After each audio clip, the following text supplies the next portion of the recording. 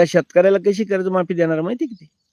ज्याच्याकडे गाडी आहे, ज्याच्याकडे 4 व्हीलर आहे, ज्याच्याकडे बंगला आहे, त्यालाच कर्जमाफी मिळणार.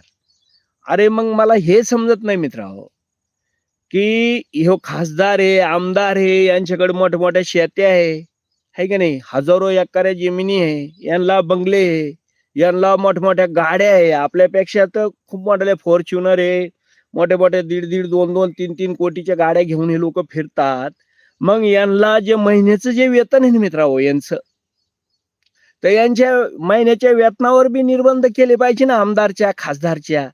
म्हणजे 3-3, 4-4, 5-5 लाख रुपये सगळ्या सुविधा धरून यांना महिन्याला पैसे ह्या लोकाला, आमदारला, खासदारला, मंत्र्याला. मग मला म्हणायचं की बाबा तुमच्या घरी बंगले नाही का? तुमच्या घरी 4 व्हीलर नाही का? म्हणजे इकडं सामान्य लोकांसाठी काही अटी लावायच्या.